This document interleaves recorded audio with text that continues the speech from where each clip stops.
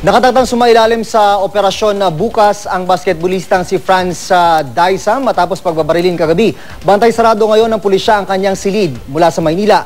May ulat on the spot si Steve Dailisan. Steve! June, kasalukuyan pa rin minomonitor ng mga doktor sa UST Hospital ang kondisyon ng basketballistang si Franz Daisam ng Colegio de San Juan de Letran matapos nga silang pagbabarilin kasama ang kanyang live-in partner sa San Juan City kagabi.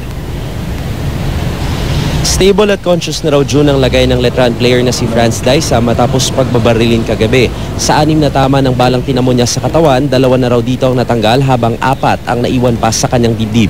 Bukas, sasailalim daw siya sa operasyon. Naipagbigay alam na rin daw kay Daisam ang sinapit ng kanyang live-in partner na si Joan Sordan. Nakarating na sa Maynila yung mga magulang nitong si Franz mula Cebu. Sa ngayon ay mahigpit June ang seguridad na ipinatutupad sa ospital kung saan siya nakakonfine.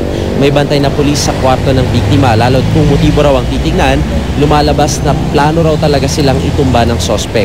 Bagamat hindi sinasantabi ang anggulong posibleng mga nakaalitan sa basketball din ng motibo sa paumaril. Ayon kay San Juan Chief of Police Senior Superintendent Bernard Tamboan, sinisilip din nila ang anggulong may kinalaman ng paumaril sa misis ni Franz na si Joan.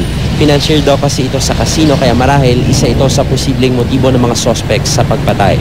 Patuloy pa rin June ang investigasyon ng mga otoridad sa pangyayari. June, isa sa sisilipin ng San Juan City Police yung kuha ng CCTV camera sa may bahagi ng Domingo at Araneta kung saan nga naganap yung paumarel ng riding in tandem dito kay Franz Daisam at sa kanyang live-in partner matapos yung laro ng Letran Knights sa Lyceum Pirates sa The Arena sa San Juan City kagabi. Yan muna ang pinakaseryong balita mula pa rin dito sa lungsod ng Maynila. Balik sa iyo, June.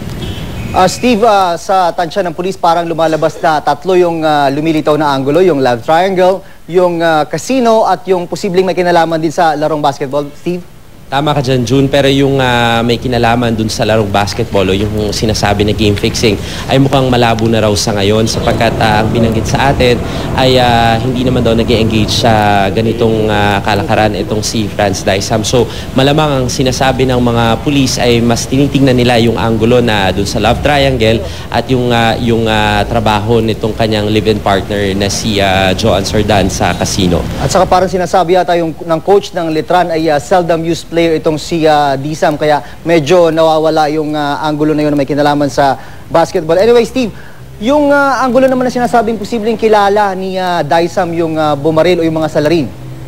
Yun yung isa sa mga tinitingnan ng pulis kasi kahapon, supposedly o kagabi, ay kukunan na dapat siya ng panayam. Kaso lang kinakailangan nga rin sumailalim sa operasyon nitong si Daisam at bukas meron pa siyang operasyon na pagdadaanan. Kaya yung mga pulis hinihintay din na although conscious naman itong si Daisam at nakakausap, pagpapahingahin lang daw nila ng kaunti para tuluyang makakalap ng impormasyon, particularly dun sa artist sketch, dun sa mga suspects sa paumaril, June.